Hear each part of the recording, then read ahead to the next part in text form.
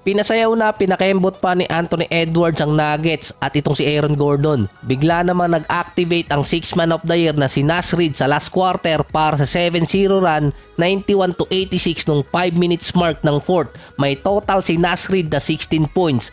Naging Anthony Jordan naman itong si Ant-Man na merong 43 points sa game 1. 16 points noon ginawa nitong si Anthony Edwards sa first quarter at 25 points naman sa first half. Hindi pa lumalabas ang dila nitong si Ant-Man. History din para sa kanya bilang ikalawang player kay Kobe Bryant na 22 years old and younger na umiskor ng back-to-back 40-point game sa playoffs. Meron pa yan dahil walang katapusang record sa NBA. Ika-4 na player si Anthony Jordan na umiskor ng 3 straight 35 or more points sa playoffs. Kasama sa listahan si Kobe, Kareem at LeBron. Elite numbers ngayon ang kinabibilangan nitong si Anthony Jordan. Yun kasi ang tawag sa kanya sa Twitterverse. Si Karl Anthony Towns naman meron 20 points. May total din na 66-55 nung second half. Doon kasi mas mataas ang scoring. Matagal din kasing nabakante yung dalawang teams. Hindi rin mawawala yung mga questionable na tawag doon dahil sa comment section sinabing pinapaboran di umano ng mga referee yung Nuggets. Tinawagan ng technical si Anthony Edwards dahil sa stare down niya kay Reggie Jackson. Taunting yung tinawag. Pero okay lang yun kasi kalimitan naman talaga tinatawagan yun ng referee. Depende na lang sa reaction nila. Merong pang isang play doon na natamaan si Anthony Edwards sa KCP pero hindi tinawagan ng foul.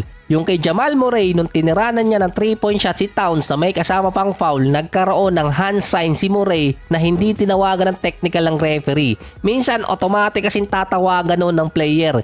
Kapag direktang yung player itinuro niya pa yung hand sign sa kapwa player. Kahit si Reggie Miller nagtaka bakit hindi tumawag ng technical yung referee ay nasa harap na niya itong si Jamal Murray. Si Edwards hindi naman totally nag-stare down talaga nun dito nga kay Reggie Jackson pero technical agad.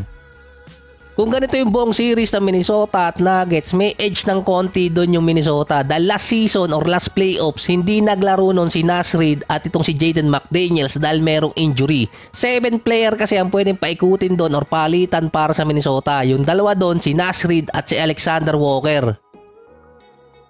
Ay mali pala, hindi pala si Alexander Walker yon kundi si Jaden McDaniels na hindi nakapaglaro last playoffs kontra din sa Nuggets nung first round dahil merong injury. Si Jamal Murray 0 point nung first half, 17 points naman siya nung second half, hirap na hirap pa. Pag si Jamal Murray ang kumuha ng bola, nakabantay agad sa kanya si Jaden McDaniels. 6'9" agad ang babantay nun kay Jamal Murray.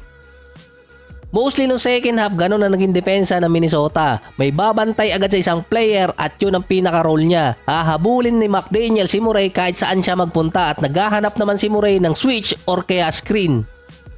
Sa scouting report, si McDaniels yung isa sa best perimeter defender sa playoffs kasi nalimitahan niya yung mga top scorer ng kabilang team. Naibaba din niya yung average ni Jamal Murray nung regular season kasi siya yung kalimitan nagbabantay doon kapag nagtatapat yung Minnesota at Denver. Kaya laging pinupuri ni Anthony Edwards si McDaniels dahil sa defense. Hindi siya yung third option sa offense, nasa pang 4 or 5 pa siya nun. Sa scouting report din para makaiwas si Jamal Murray kay McDaniels, kailangan din niyang mas tumira sa 3-point area. Kapag naman nawala si McDaniels, may papalit naman si Alexander Walker. 6'5" din ang papalit doon na didepensa kay Jamal Murray. Hindi rin magawa basta-basta ng Nuggets yung mga play nila sa ilalim para kay Gordon kasi may dalawang malaki sa Minnesota, si Gobert at si Towns. Nung nawala nun si Towns kasi nga na foul trouble, meron namang papalit na matangkad din si Naz Reid. 6'9" din yun na bumabantay din kay Nikola Jokic. Ito rin kasi yung sinabi ni Rondo bago mag-playoffs. Ito yung wala pang nakaset na mga teams na maglalaban. Para mapigilan si Jokic, kailangan ng mga personnel or player. Ang merong best chance doon Minnesota dahil meron silang dalawang 7-footer. Kailangan din ni Jokic na maglaro ng both end, offense and defense. May total si Jokic na 32 points, 8 rebounds, 9 assists at usual stats pa rin niya yun. Ang unusual doon, 7 turnovers, nagkaroon si Jokic sa game.